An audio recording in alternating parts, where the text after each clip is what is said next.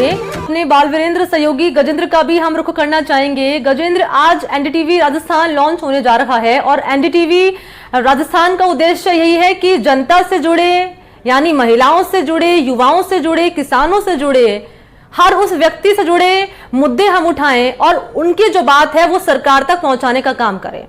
ऐसे में क्योंकि आज राजस्थान चैनल लॉन्च होने जा रहा है तो कितना उत्साह लोगों में नजर आ रहा है और क्या तैयारियां हैं? बिल्कुल, मैं आपको बताना चाहूंगा कि एनडीटीवी मतलब एक विश्वास का दूसरा नाम एनडीटीवी है।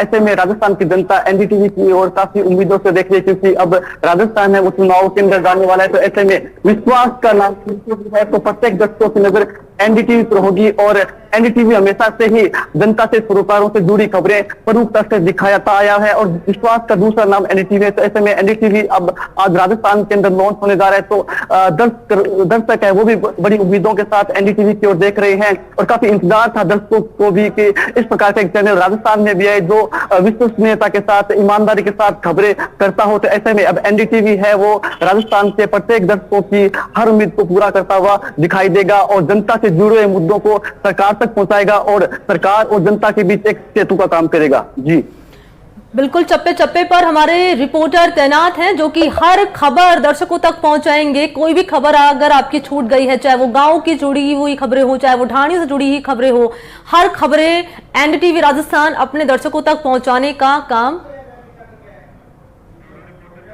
करेगा। ठीक है, बाल वीरेंद्र और गजेंद्र, आप दोनों मेरे साथ बने रहिएगा, लौटूंगे आपके पास। इस बीच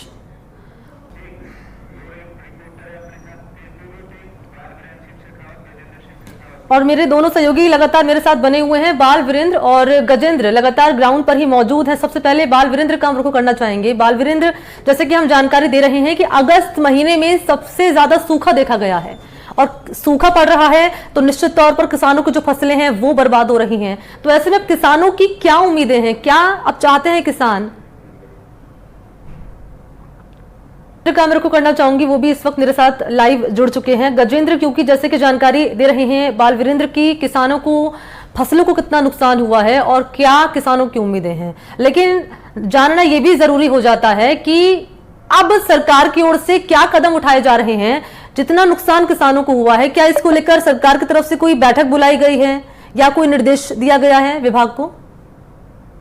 देखिए, हाल फिलहाल में ऐसी कोई प्रकार की ओर से गंभीरता दिखाई नहीं दे रही है। हालांकि किसान है वो परेशान है और आए दिन किसान है कहीं ना कहीं जैसे तो क्या लगातार धरना प्रदर्शन कर रहे हैं, अपनी पीड़ा जाहिर कर रहे हैं, लेकिन प्रशासन है वो अभी तक किसी प्रकार की हरकत में आता हुआ दिखाई नहीं दे रहा है। इसलिए हम एक प्रकार से ऐसे भी कह सकते हैं कि राम और राज दोनों ही हाल फिलहाल में किसानों से रूठ गए हैं। मुख्य रूप से किसानों की फसलें हैं वो, जैसा कि सहयोगी बाल वीरेंद्र बता रहे थे कि मूंग, मोट, गवार, बाजरा और मूंगफली कि जबरदस्त तरीके से यहाँ पर फसलों को नुकसान होता हुआ दिखाई दे रहा है। किसानों की फसलें वो 80% तक जल चुकी है। विशेष रूप से एक और मानसून जहां किसानों पे कहर ढा रहा है, पिछले 1.5 माह से बारिश नहीं हुई है। इसके साथ ही बिजली की भी भारी समस्या किसानों के सामने बनी हुई है। बिजली की भी समस्या के चलते किसान है वो परेशान है और लगातार धरना प्रदर्शन कर रहे हैं। किसानों को बिजली वो महज 2 से 3 घंटे मिल रही है। तो ऐसे में किसानों का आक्रोश वो लगातार बढ़ रहा है। कहीं ना कहीं प्रशासन को इस ओर ध्यान देने की आवश्यकता है, क्योंकि परेशान किसान लगातार प्रदर्शन कर रहा है। पिछले दिनों चूरू जिले के तारनगर के अंदर भी एक ऐसा एक मामला सामने आया जहाँ पर एक किसान है वो आत्महत्या करने के उद्देश्य से नहर में कूद गया, क्योंकि उसकी फसलें नष्ट हो रही थी। तो कहीं ना कहीं किसान है वो निश्चित रूप से परेशान है, बाजरे की, मूंग की, मोट की और गवार और बिल्कुल फसलों को चाहिए पानी। और मानसून सीजन में हमने देखा क्या हालात बने थे, बारिश हुई नहीं है। ऐसे में किसानों की जो फसलें हैं चौपट हो रही हैं, किसान परेशान है।